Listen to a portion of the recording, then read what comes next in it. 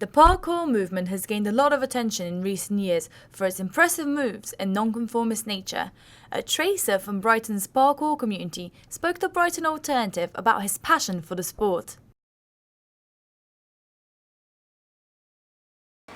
I got into parkour personally through watching YouTube videos. It was 2006, the James Bond film, Casino Royale. One of the opening scenes where he kick-started a lot of people into parkour.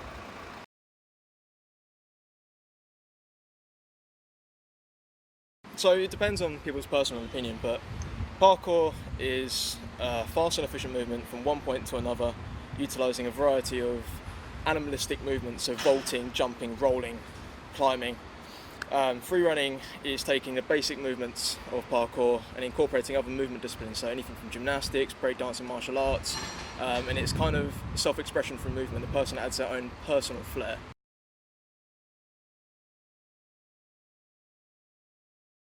I practice what we call purist parkour, so I train more efficient movements, so basically pure jumps, pure vaulting for speed, power, and distance and stuff.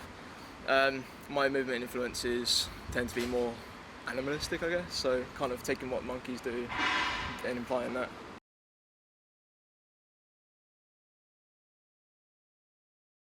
A lot of people apply sort of the terminology of it being an urban sport, urban fitness, a street workout kind of concept. Parkour is a holistic training method, so it's all inclusive, so it utilises all body groups, all the muscular and skeletal joints.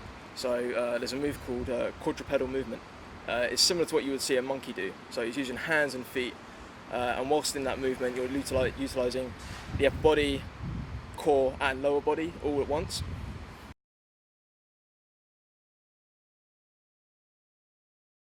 Yeah, we train a lot on the ground. Basically the principle we apply is that we train a jump over and over again at ground level before taking it up to height, and this assures that we are confident in the movement before we replicate it once at height.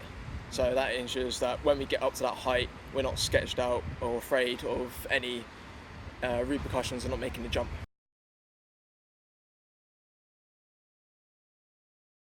There's a group in America called Apex Parkour. Two individuals specifically, Ryan Ford and Amos Renato. They've organised two separate groups. One's called Parkour Ukemi and the other is Parkour EDU. Parkour Ukemi is run by Amos Renato and he teaches you how to bail safely.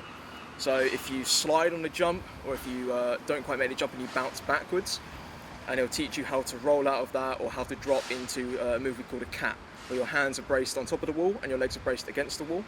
So this is usually utilised at a height, so to avoid dropping.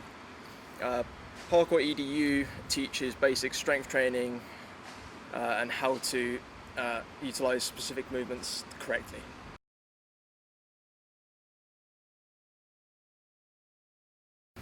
Well, parkour in essence, in what people understand it as, has only existed for say 26 years, and that is what the modern media promotes it as now. So when a guy from France called David Bell pioneered what parkour is today, that dates back about 20 odd years.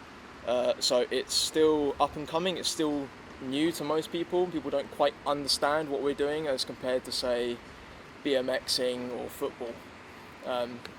Some complain because they can, others complain because they don't agree, and then we've got the people who kind of respect what we do as long as we respect them, and then just the people who are just amazed by it.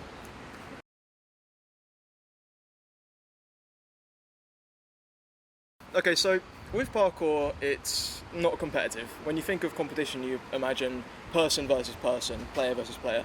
Parkour is non-competitive, so there is no restrictions to who can join in. With things like judo and competitive weightlifting, you have to have a set weight class, and you're set against other people in your weight class. Whereas parkour, and gymnastics as well, there's set movements, it's regimented, you have to move in a certain way, you have to diet in a certain way. With parkour there's none of that. There's no dieting, not very competitive between person versus person. There's no restrictions. So women can do parkour, people with disabilities can do parkour. It just their movement varies, but there is no restrictions.